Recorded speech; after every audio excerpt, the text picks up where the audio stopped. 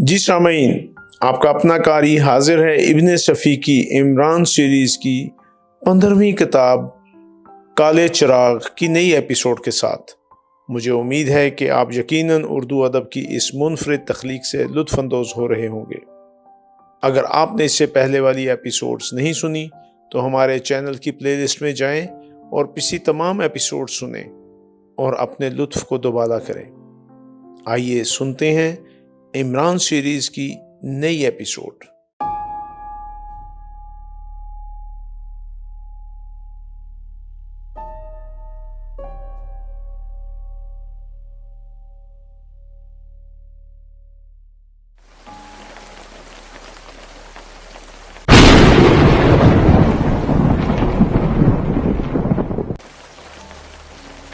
بارش اور رات کے شور سے کان پھٹے جا رہے تھے۔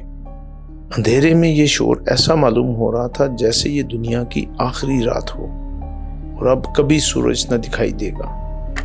یہ سلسلہ 4 بجے شام سے شروع ہوا تھا، اب 10 بج رہے تھے، لیکن اس دوران میں ایک بار بھی بارش کا تار نہیں ٹوٹا تھا۔ بیگم جعفری ایک ہلکی سی شال میں لپٹی ہوئی آرام کرسی میں نیم دراز تھیں۔ ان کے چہرے پر گہرے تفکر کا غبار تھا۔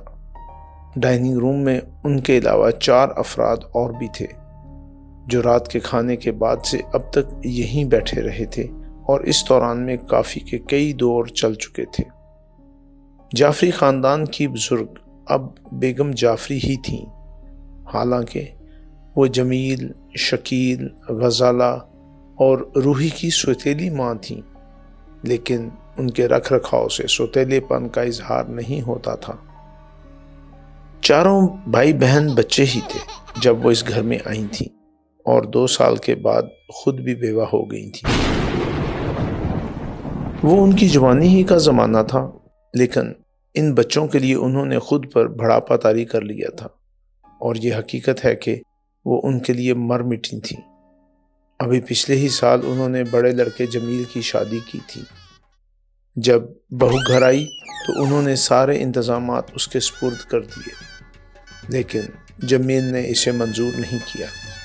وہ سب ان کی بزرگی اور برتری ہر معاملے میں رکھنا چاہتے تھے۔ بیگم جعفری اکثر سوچتی کہ کیا ان کے اپنے بچے بھی اسی طرح ان سے محبت کرتے جس طرح یہ 4 کرتے ہیں۔ وہ گھنٹوں اس موضوع پر سوچتی، لیکن آخر انہیں تسلیم کرنا ہی پڑتا کہ ان کے اپنے بچے نالائق بھی ثابت ہو سکتے تھے، کیونکہ ان کے سامنے ایسی بتھیری مثالیں ہوتی۔ مگر آج کل وہ بہت مغموم تھیں، کیونکہ ان کی جنت میں ایک خبیث روح گھس آئی تھی اور اس نے ان کا سکون چھین لیا تھا۔ وہ جمیل کی بیوی کی آنکھوں میں آنسو نہیں دیکھ سکتی تھی۔ اس کے علاوہ بھی یہ چیز ان کے لیے بڑی تکلیف دہ تھی کہ جمیل آج بھی گھر والوں کے ساتھ کھانے کی میز پر موجود نہیں تھا۔ جمیل کی بیوی کا کملایا ہوا چہرہ دیکھتی اور دل ہی دل میں کڑتی رہتی۔ وہ جمیل جو کبھی ان کے سامنے اونچی آواز میں بولنے کی ہمت نہیں کر سکتا تھا، آج انہیں ترکی بترکی جواب دیتا چلا گیا۔ اس نے کہا تھا کہ وہ اپنی مرضی کا مختار ہے، جو چاہے گا کرے گا، بیگم جعفری دخل انداز نہیں ہو سکتی۔ وہ سناٹے میں آ گئی تھیں، لیکن پھر اس طرح خاموش ہو گئی تھیں جیسے سچ مچ ان سے کوئی بہت بڑی غلطی سرزد ہو گئی ہو۔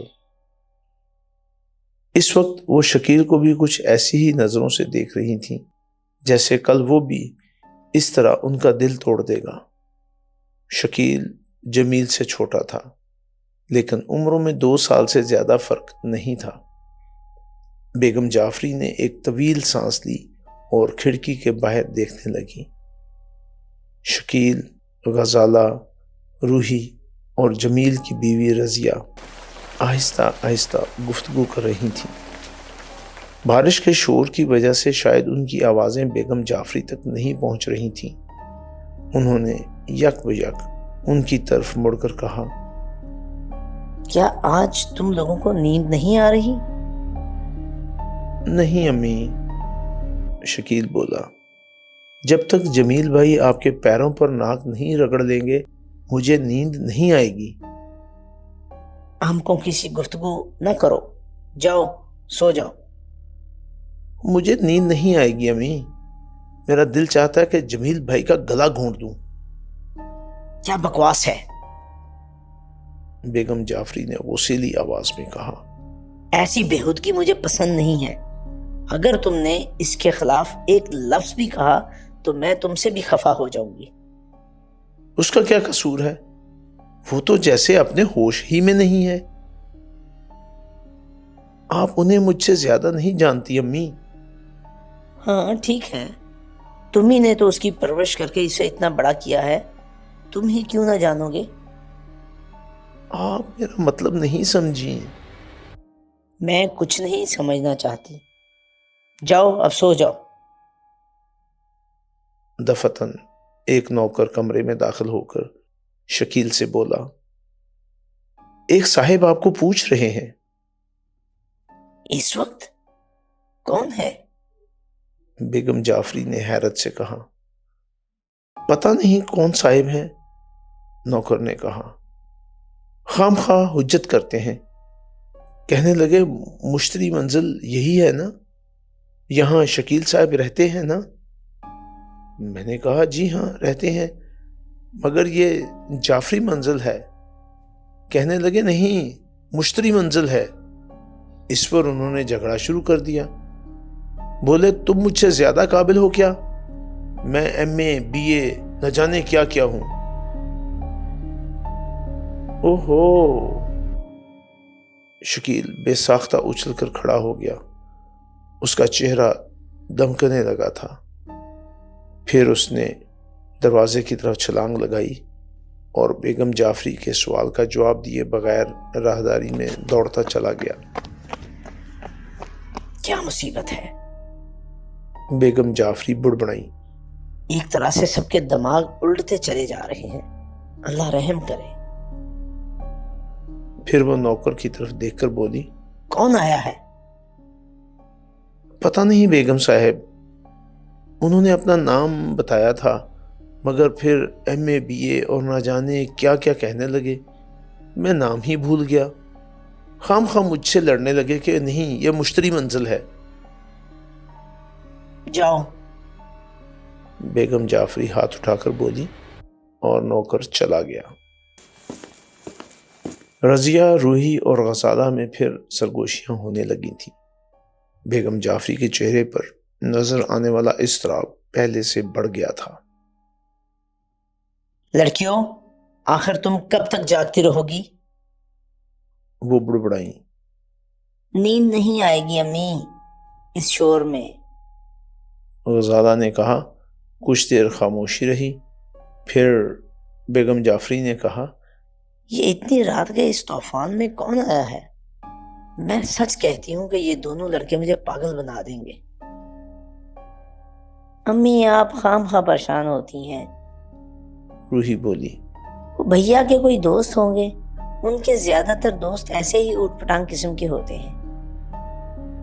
میرے خدا، یہ جمیل کتنا اچھا لڑکا تھا۔ بیگم جعفری مغموم آواز میں بولی۔ کتابوں کا کیڑا، دنیا کی لغویات سے اسے کوئی دلچسپی نہیں تھی۔ یک یک اس خبیث عورت نے نہ جانے کس طرح اس کا دماغ الٹ دیا۔ امی وہ عورت شیطانی قوتوں کی مالک معلوم ہوتی ہے، آپ اس سے آنکھ ملا کر گفتگو نہیں کر سکتی۔ میں اس کی صورت بھی نہیں دیکھنا چاہتی۔ بیگم جعفری نے برا سا منہ بنا کر کہا۔ میں نے اتنی خوبصورت عورت آج تک نہیں دیکھی۔ غزالہ نے کہا۔ کیا خوبصورتی ہے اس میں؟ جمیل کی بیوی رضیہ نے برا سا منہ بنا کر کہا۔ کسی لاش کی طرح سفید معلوم ہوتی ہے، خدا اسے لاش ہی میں تبدیل کر دے۔ غزالہ نے کہا، جو شاید اس خیال سے گڑبڑا گئی تھی کہ کہیں اس کے اس ریمارک نے رضیہ کو دکھ نہ پہنچایا ہو۔ دفتن شکیل کمرے میں داخل ہوا، اس کا چہرہ سرخ ہو رہا تھا اور ہنسی نکلی پڑ رہی تھی۔ امی وہ میرا دوست ہے، بہت دور سے آیا ہے، اسے پہلے ہمیں اطلاع دینی چاہیے تھی، ہم اسے اسٹیشن لینے جاتے، اس نے کہا۔ اوہو، تمہیں دوستوں سے اتنی دلچسپی کب سے ہو گئی؟ تمہارا تو یہ حال تھا کہ جہاں کسی دوست کی آمد کی خبر سنی اس طرح ہونٹ سپوڑ دیے جیسے وہ ساری زندگی تمہارے ساتھ رہنے کے لیے آیا ہو۔ یہ دوست ان سے مختلف ہے امی، وہ ان لوگوں کی طرح بور نہیں کرتا بلکہ خود ہی دوسروں کی دلچسپی کا سامان بن جاتا ہے۔ کہیے تو میں اسے یہاں لاؤں؟ وہ تھکا ہوا آ رہا ہے۔ نہیں، اب ہم صبح اس سے ملیں گے، اس کا کھانا وہیں کمرے میں جائے گا۔ کھانا؟ شکیل مسکرا کر بولا، وہ کہتا ہے میں نے پچھلے ہفتے سے کھانا نہیں کھایا اور نہ آئندہ ہفتے کھانے کا ارادہ ہے۔ دوسری خبیث روح، غزالہ آہستہ سے بڑبڑائی اور شکیل ہنسنے لگا، پھر بولا، یقیناً اگر جمیل بھائی خبیث ارواح سے تعلق قائم کر سکتے ہیں تو پھر میں کیوں پیچھے رہوں؟ اچھا تو پہلے میرے لیے تھوڑا سا زہر لا دو، پھر جو تم لوگوں کا دل چاہے کرتے رہو، میں دیکھنے کے لیے نہیں آؤں گی۔ بیگم جعفری نے کہا۔ واہ امی، زہر تو لاؤں گا میں ان لوگوں کے لیے جن کی وجہ سے آپ پریشان ہیں، بس دیکھتی جائیے تماشا، اگر وہ جادوگرنی اپنا سر پیٹتی ہوئی یہاں سے نہ بھاگے تو نام بدل دوں گا اپنا۔ جمیل بھائی کے سارے فلسفے خاک کا ڈھیر ہو جائیں گے۔ تو کیا آنے والا؟ وہ صرف میرا ایک دوست ہے، ایک بیوقوف سا آدمی، چہرے سے حماقت برستی ہے۔ تو ہمارا ہی دوست ٹھہرا۔ رضیہ مسکرائی، بیگم جعفری کے علاوہ اور سب ہنسنے لگے۔ اچھا بھابھی، پھر تم اسے دیکھ لینا، شکیل نے جھیم کر کہا اور ڈائننگ روم سے چلا گیا۔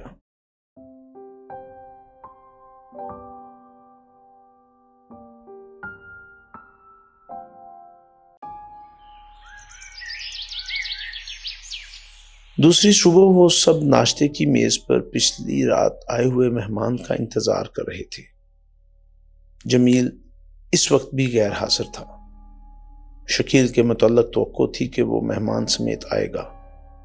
جب مہمان آیا تو ان کی آنکھیں حیرت سے پھیل گئیں، کیونکہ وہ زرد قمیض اور نیلی پتلون میں ملبوس تھا، گلے میں گلابی رنگ کی سادہ ٹائی تھی اور سر پر سبز رنگ کی فیلٹ ہیٹ۔ وہ کسی ٹیکنیکلر فلم کا کوئی کردار معلوم ہوتا تھا، اور اس پر سے چہرے کی حماقت آمیز سنجیدگی ستم تھی۔ یہ میری امی ہیں، شکیل نے تعارف کرانا شروع کیا۔ یہ بھابھی رضیہ، یہ دونوں غزالہ اور روحی میری بہنیں ہیں۔ آپ سب سے خوش ہو کر مل کر بڑی خوشی ہوئی۔ مہمان احمقانہ انداز میں سر ہلاتا ہوا بیٹھ گیا۔ اور یہ کون ہے؟ بیگم جعفری نے پوچھا۔ علی عمران، MSc DSc آکسن، شکیل ہنس کر بولا۔ آکسفورڈ میں میرے ساتھ تھے۔ ان سب کو شاید اس پر یقین نہیں آیا تھا، کیونکہ وہ اپنی بے ساختہ قسم کی مسکراہٹیں روکنے کی کوشش کر رہی تھیں۔ عمران سر جھکائے بیٹھا رہا۔ بیگم جعفری شکیل کو گھور رہی تھیں اور شکیل کا یہ عالم تھا کہ ہنستے ہنستے دوہرا ہوا جا رہا تھا۔ کیا بےہودگی ہے شکیل، کیوں پاگلوں کی طرح ہنس رہے ہو؟ بیگم جعفری نے غصیلی آواز میں کہا، اور عمران نے اس طرح چونک کر شکیل کی طرف دیکھا جیسے وہ سچ مچ پاگل ہو گیا ہو۔ ویسے عمران کی حماقت آمیز سنجیدگی میں ذرا برابر بھی فرق نہیں آیا تھا۔ شکیل نے مضبوطی سے اپنے ہونٹ بند کر لیے، لیکن خاموش کہے اب بھی جاری تھے۔ آخر جب اس نے دیکھا کہ وہ کہہ پھر آواز کے ساتھ ظاہر ہونے لگیں گے تو وہ میز سے اٹھ ہی گیا انہوں نے اسے پیٹ دباتے ہوئے ڈائننگ روم سے باہر جاتے دیکھا۔ دیکھا تم نے؟ بیگم جعفری لڑکیوں کی طرف دیکھ کر بولی۔ میں تنگ آ گئی ہوں ان لڑکوں سے۔ شاید آپ ان کے کوئی بہت ہی بے تکلف قسم کے دوست ہیں۔ رضیہ نے عمران کی طرف دیکھا جو اس انداز میں ناشتے میں مصروف تھا جیسے وہاں کوئی بات ہی نہ ہوئی ہو۔ کچھ بھی ہو، بیگم جعفری بولی، تہذیب ہر وقت اور ہر موقع پر برقرار رہنی چاہیے۔ عمران سر جھکائے کافی پیتا رہا۔ رضیہ، غزالہ، روحی ایک دوسرے کی طرف معنی خیز انداز میں دیکھ رہی تھی۔ دفتن بیگم جعفری نے عمران سے پوچھا، آپ دونوں ایک دوسرے کو کب سے جانتے ہیں؟ کون دونوں؟ عمران نے چمچہ ہاتھ سے رکھ کر متحرانہ لہجے میں پوچھا۔ آپ اور شکیل؟ وہ جی ہاں، غالباً لندن میں پہلی بار جان پہچان ہوئی تھی۔ میں کیمسٹری میں ریسرچ کر رہا تھا۔ وہ بھی کیا زمانہ تھا۔ اب آپ کیا کرتے ہیں؟ سیر و تفریح کے علاوہ اور کیا کر سکتا ہوں؟ پچھلے سال گنوں کی کاشت کی تھی، لیکن بعد میں معلوم ہوا کہ گڑ بنانا ہنسی کھیل نہیں ہے، لہٰذا ارادہ وہ کیا کر دیا کہتے ہیں اسے۔ میرے ساتھ بڑی مصیبت یہ ہے کہ وقت پر صحیح الفاظ یاد نہیں آتے۔ بہرحال ارادہ یعنی کہ عمران خاموش ہو گیا۔ اس کے چہرے پر الجھن کے آثار تھے۔ ایسا معلوم ہو رہا تھا جیسے لفظ کو یاد کرنے کے سلسلے میں اسی کا کلیجہ خون ہوا جا رہا ہو۔ دفتن اس نے خوش ہو کر کہا، جی ہاں، یاد آ گیا۔ کہنے کا مطلب یہ تھا کہ پھر ارادہ ترک کر دینا پڑا۔ وہ چاروں اسے حیرت سے گھور رہی تھیں۔ آپ کے والد صاحب کیا کرتے ہیں؟ بیگم جعفری نے اس انداز میں پوچھا جیسے وہ حقیقتاً خاموش ہی رہنا چاہتی ہوں، لیکن اخلاقاً انہیں گفتگو جاری رکھنی پڑے گی۔ ارے ان کی کچھ نہ پوچھئے، عمران سر ہلا کر بولا۔ کبھی صبر کرتے ہیں اور کبھی غصہ کرتے ہیں۔ ان کا خیال ہے کہ میں بہت نالائق ہوں، لیکن وہ اسے ثابت نہیں کر سکتے۔ یہی وجہ ہے کہ انہیں صبر کرنا پڑتا ہے، لیکن نالائق کہتے وقت وہ غصے ہی میں ہوتے ہیں۔ بیگم جعفری لڑکیوں کی طرف دیکھ کر خاموش ہو گئی۔ عمران ناشتہ ختم کر کے سر جھکائے بیٹھا رہا۔ بیگم جعفری تھوڑی دیر بعد بولی، اگر آپ اٹھنا چاہتے ہو تو ہمیں کوئی اعتراض نہ ہوگا۔ اوہو جی ہاں، شکریہ۔ عمران اٹھتا ہوا بولا اور چپ چاپ کمرے سے نکل گیا۔ غزالہ اور روحی پھوٹ پڑی، کافی دیر تک ہنستی رہی۔ رضیہ بھی ہنس رہی تھی اور بیگم جعفری کے ہونٹوں پر ہلکی سی مسکراہٹ تھی۔ امی، مزہ آ گیا۔ غزالہ اپنی ہنسی روکتی ہوئی بولی، یہ کوئی بہت بڑا ڈیوٹ ہے اور بھیا نے گھر کے قبرستانی ماحول سے اکتا کر اسے یہاں بلوایا ہے۔ ہم اتنا دل کھول کر کب سے نہیں ہنسے، آپ خود سوچئے۔ ہنسو، آخر ایک دن میرے سرانے بیٹھ کر رونا۔ جمیل کی یہ حرکت میری جان لے گی، تم دیکھ لینا۔ آپ بھی کیسی باتیں کرتی ہیں امی۔ رضیہ بول پڑی، خاک ڈالیے سب پر، آپ سے زیادہ ہمارے لیے اور کوئی نہیں ہے۔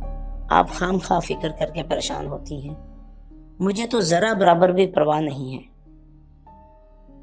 تم مجھے بہلانے کے لیے یہ کہہ رہی ہو؟ بیگم جعفری نے مغموم آواز میں کہا۔ میں کیسے مانوں کہ شوہر کی بیرا روی تمہارے لیے تکلیف دہ نہیں ہے؟ بالکل نہیں ہے امی، رضیہ نے کہا۔ میں جانتی ہوں کہ آپ میرے لیے ہی پریشان ہیں۔ کہیے تو میں کوئی بہت بڑی قسم کھا کر آپ کو یقین دلاؤں کہ مجھے اس کی بالکل پرواہ نہیں ہے۔ بیگم جعفری نے سر جھکا دیا، لیکن ان کے چہرے پر ابھی اضمحلال باقی تھا۔ جی سامعین، آپ نے عمران سیریز کی نئی ایپیسوڈ سنی۔ مجھے یقین ہے کہ آپ ضرور اس سے محظوظ ہوئے ہوں گے۔ آپ کا قاری آپ سے اجازت چاہتا ہے، مگر جانے سے پہلے ہمارے چینل کو ضرور سبسکرائب کریں، اپنے دوستوں اور دیگر حلقہ احباب میں بھی اسے شیئر کریں۔ ملتے ہیں کچھ دیر کے بعد نئی ایپیسوڈ کے ساتھ۔